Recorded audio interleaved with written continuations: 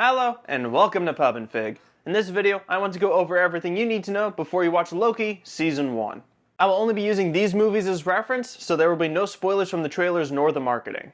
How I want to do this video is by going over everything we have seen and know about Loki up to this point. So without further ado, let's review.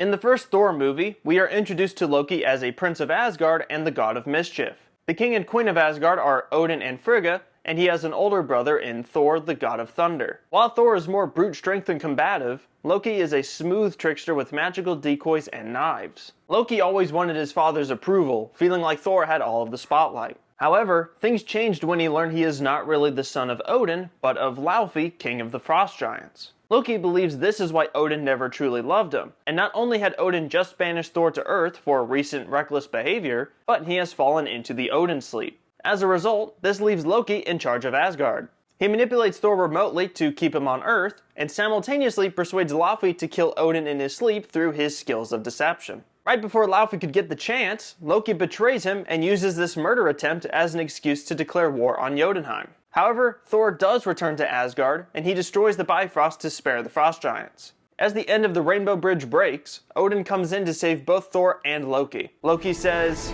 "I could have done it, Father! I could have done it! For you! For all of us!" Odin disapproves, however, and Loki sends himself into a portal or whatever that is. His next appearance is in the first Avengers movie. After he had disappeared into the wormhole, he makes an agreement with the Mad Titan Thanos. The job gives Loki a powerful scepter armed with the Mind Stone and an army of Chitauri to take over Earth. In exchange, Thanos wants a cosmic cube called the Tesseract, which houses the Space Stone. Unfortunately, the Avengers are brought together where they manage to defeat the alien army and capture Loki. At the end of the movie, Thor takes Loki and the Tesseract back to Asgard. In Thor the Dark World, Loki is rightfully convicted and taken to the dungeon, and the Tesseract is used to rebuild the Bifrost. Malekith and the Dark Elves are reawakened after Jane Foster comes across the ether, and Thor takes her to Asgard to try to have it removed. However, the Dark Elves launch an attack on Asgard, and the monster-fied elf Curse breaks all of the prisoners out of their cells except for Loki. Hoping to get back at Thor, he tells Curse, "You might want to take the stairs to the left." Curse does, and he destroys the shield generator, which then allows Malekith to enter the palace. Frigga hides Jane from him and Curse, so she is killed on the spot and they get away. When Loki hears about her death, he is absolutely devastated. We can assume she taught Loki most of the magic he knows, since she is seen using projections and decoys herself. Thor devises a plan to destroy both Malekith and the ether together, and he recruits Loki for the mission. Ultimately, the plan fails, a fight ensues, and Loki takes a heavy blow from Curse in order to kill him in return. Thor thinks Loki has died, so he mourns and then leaves to deal with Malekith, but of course Loki survives. And at the end of the movie, we see him posing as Odin on the throne. In the beginning of Thor Ragnarok, Thor learns that there is an imposter on the throne from Surtur before promptly defeating him. Loki is exposed, and Thor forces him to bring back Odin. Odin is not where Loki had previously left him, but they find him in a nice place up in Norway. There, Odin expresses how much he loves his sons and then warns them of their evil, soon-to-be-released sister. Odin passes away before them, and Hela is free. They try to escape back to Asgard, but Hela kicks them out of the Bifrost where they land on Sakaar. Due to time wonkiness, Loki was there weeks before Thor. And even though Loki found great status in his time on Sakaar, he helps Thor, Valkyrie, and the Hulk escape to save Asgard. And as he and Thor are on their way to pick up a ship, there is this wonderful exchange. Do you truly think so little of me? Loki, I thought the world of you. I thought we were going to fight side by side forever, but at the end of the day, you're you and I'm me. And I know maybe there's still good in you, but let's be honest, our paths diverged a long time ago.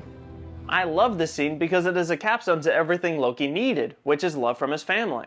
He thought he needed to earn it, he assumed he had lost it, he discounted his mother's love until it was too late, and within just this film, he gets that love confirmed from his father and his brother as if it was always there. This changes Loki, and he too helps out in the fight against Hela. Unfortunately, she is too powerful since her power continues to grow while she is on Asgard, so Thor devises a plan to evacuate everyone and allows Surtur to cause Ragnarok. However, as Loki goes to put Surtur's head on the eternal flame, he passes by a very familiar glowing cube.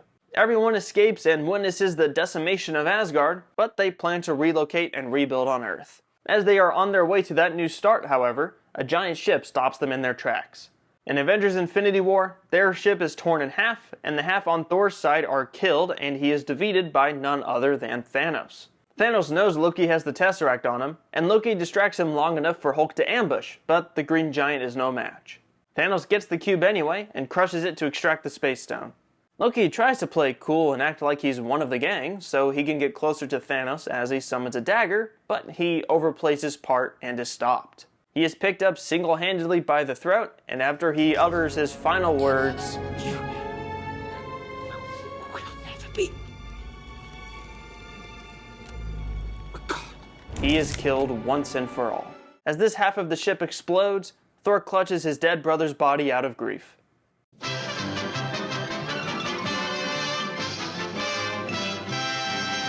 If Loki truly died here, then what on earth is this series even about?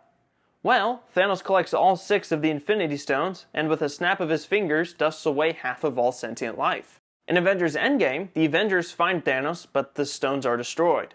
5 years later, they discover that time travel is actually possible.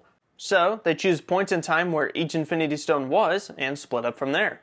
In the 2012 group, they successfully acquire the Time and Mind Stones, but as they acquired the Space Stone, they forgot to account for 2012 Hulk, who incidentally caused the Tesseract to jump out of its case and at Loki's feet. Of course, Loki uses this as an opportunity to escape, and he disappears. This will be the Loki we follow in Season 1, a version who has not lived out Dark World, Ragnarok, nor Infinity War, and those events can't happen if he never returned to Asgard. What happens next? Well, you'll just have to watch the series for yourself. Now before you go, comment down below what your favorite Loki moment is from any of his appearances, and if you enjoyed this video, please give it a like so others can see this video as well. And if you want to stay up to date for what you need to know before you watch Loki Season 2, please subscribe so you can stay up to date on that. It comes out very, very soon. As always, this is Pop and Fig, sayonara.